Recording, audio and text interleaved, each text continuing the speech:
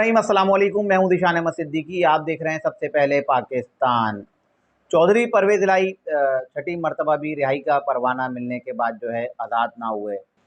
Islamabad high court के अहकामात जिसमें इदारों को कहा गया कि चौधरी परवेज इलाही जिनकी 3 एमपीओ के तहत गिरफ्तारी की गई है, उनको फौरी तौर पर जो है रिहा किया जाए। कल उनको अडियाला जेल से रिहा किया गया और रिहा होते ही 10 मिनट बाद दोबारा परवेज इलाही साहब को गिरफ्तार कर लिया गया। अब चौधरी परवेज़ इलाही साहब जो है इस कशमकश में मुब्तला हुए हैं कि उनको रिहाई का परवाना मिलता है और जैसे ही वो रिहा होते हैं और उनको चंद ही मिनट बाद जो है दोबारा से उनको गिरफ्तार कर लिया जाता है। अब 3 एमपीओ के तहत उनकी गिरफ्तारी जब लाहौर हाई कोर्ट ने उनको जो है ज़मानत दी थी और लाहौर से किस तरह से उनको इस्लामाबाद लेकर आए और अडियाला जेल में 1 मंथ के लिए 3 एमपीओ के तहत जो है उन्होंने कैद में रखने का जो है फ़ैसला किया। अब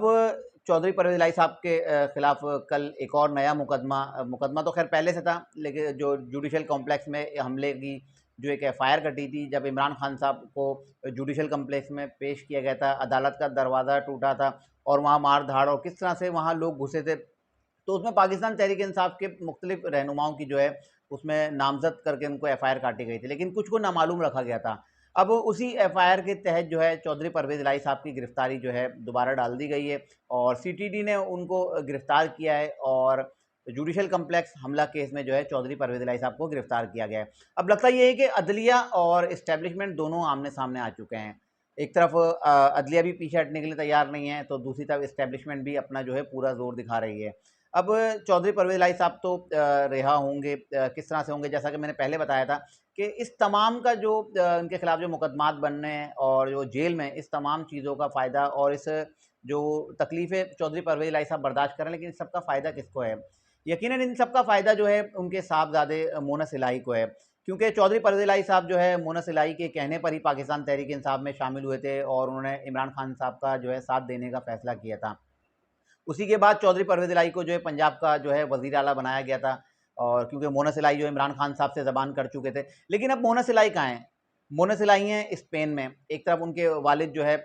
जेल की जो सलाखों के पीछे हैं और दूसरी तरफ उनका ऐसा बेटा जो स्पेन में मज़े कर रहा है, वहाँ कारोबार कर रहा है, वहाँ ब मैं तो अय्याशियाँ ही कहूँगा कि अय्याशियाँ कर रहा है कि एक तरफ बाप जो है जेल की सलाखों के पीछे यहाँ तकलीफ़ें बर्दाश्त कर रहा है, दूसरी तरफ ऐसा बेटा जो जिसको पता है कि अगर मैं पाकिस्तान आ जाऊँ और पाकिस्तान आके अपनी गिरफ्तारी दूँ तो शायद मेरे बाप को रिलीफ मिल जाए। लेकिन मोनस इलाही को तो सलाम ही कर सकते हैं कि ऐसी औलाद के जिसको पता है कि मेरा बाप जो है मेरे खातिर कुर्बानी दे रहा है। क्योंकि चौधरी परवेज़ इलाही के शायद पाकिस्तान की तारीख में जब से वो सियासत में आए पहली दफ़ा ऐसा हुआ होगा एस्टेब्लिशमेंट के खिलाफ आए हैं। वरना हमेशा से चौधरी परवेज़ इलाही और चौधरी बिरादरान जो है हमेशा एस्टेब्लिशमेंट के साथ रहे हैं और एस्टेब्लिशमेंट ने जैसा उनको कहा है, क्योंकि फ़ौज से बड़े अच्छे मरासिम रहे हैं, बड़े अच्छे ताल्लुकात रहे हैं इनके। लेकिन फर्स्ट टाइम ऐसा हुआ है और ये गलती उन्होंने की है अपने बेटे चौधरी मोनस इलाही के कहने पर। अब इनके पास एक ही रास्ता है कि ये जो है या तो इमरान खान से लाताल्लुकी करें, पाकिस्तान तहरीक-ए-इंसाफ को खैरबाद कहें, या दूसरा रास्ता है चौधरी मोनस इलाही पाकिस्तान आएँ, उनकी गिरफ्तारी हो, उनकी गिरफ्तारी के बाद इनको रिहाई मिल सकती है, या एक आखिरी ऑप्शन है वो इनके बड़े भाई चौधरी शुजात हुसैन। चौधरी शुजात हुसैन चाहें तो पहले भी उन्होंने इनको मैसेजेस भेजे हैं कि आप जो है इमरान खान साहब से जो लाताल्लुकी का ऐलान करें, तो उसके बाद आपको रिलीफ मिल सकता है। क्योंकि अब एस्टेब्लिशमेंट अगर किसी की ज़मानत मानेगी तो वो चौधरी शुजात हुसैन साहब की मानेगी कि चौधरी शुजात हुसैन साहब अगर बात करें कि भाई चौधरी परवेज़ इलाही साहब को रिहा कर दिया जाए और अब ज़ाहिर-सी बात है वो तमाम चीज़ों से लाताल्लुकी का ऐलान करेंगे, तो शायद उसके बाद चौधरी परवेज़ इलाही साहब को रिलीफ मिल सकता है, वरना चौधरी परवेज़ इलाही लगता नहीं है कि चौधरी परवेज़ इलाही साहब फौरी तौर पर जो है या जेल से बाहर आ सकते हैं। फौरी तौर पर तो क्या मैं कहूँ मज़ीद लंबे अरसे तक वो जो है बाहर आने की पोज़ीशन में नहीं है, क्योंकि ये अब एस्टेब्लिशमेंट के खिलाफ हैं और अब एस्टेब्लिशमेंट अदलिया भी आमने-सामने मैं आपको बता चुका। लेकिन चौधरी परवेज़ इलाही जब तक ये 3 चीज़ें नहीं होंगी तब तक लगता नहीं है कि चौधरी परवेज़ इलाही साहब जो है बाहर आएँ। या तो उनके साहबज़ादे वापस मुल्क वापस आएँ या चौधरी शुजात हुसैन उनकी ज़मानत लें या पाकिस्तान तहरीक-ए-इंसाफ से वो लाताल्लुकी का ऐलान करें। एक अहम खबर जो मैंने कल भी ब्रेक की, मैंने बताया कि आर्मी चीफ आसिम मुनीर साहब ने डंडा उठा लिया करप्ट माफिया के खिलाफ, तो अब उसके नताइज आना शुरू हो गए हैं। अगर हम बात करें कि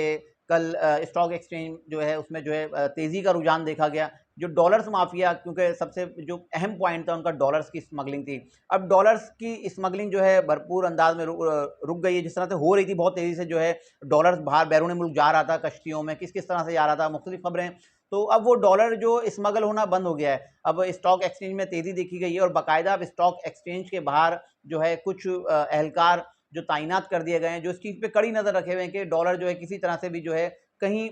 दूसरे ममालिक में जो है अब स्मगल ना हो। अब जो डॉलर की जो सुबह के रेट थे 323 रुपये का एक डॉलर था, लेकिन जब शाम हुई तो 307 रुपये 10 पैसे पर ये डॉलर आ गया है। तो अब यकीनन लगता यही है कि आर्मी चीफ का डंडा जो है काम कर गया है और स्मगलिंग अब जो है पहले तो डॉलर की रुकी है, अब लगता है कि ईरानी डीजल, पेट्रोल और इसके अलावा जो अफगानिस्तान से स्मगलिंग होती है, इसके अलावा ईरान से जो स्मगलिंग होती है, इन तमाम चीज़ों पे अब जो है रोकथाम में जो है अब तेज़ी लाई जाएगी। तो दुआ है मेरी ये कि आर्मी चीफ पाकिस्तान की बेहतरी के लिए और पाकिस्तान की मईशत को बेहतर करने के लिए जिस अज़म का इज़हार करके वो मैदान में आए, तो हमारी दुआएं और पूरी पाकिस्तानी कौम की दुआ आर्मी चीफ के साथ है कि अल्लाह पाक उनके उनके नेक मकासद में जो है उनको कामयाब करे। इंशाल्लाह मज़ीद खबरों और नई तरीके का फिर हाजिर हूँगा, तब तक के लिए इजाज़त दीजिए। अल्लाह हाफ़िज़।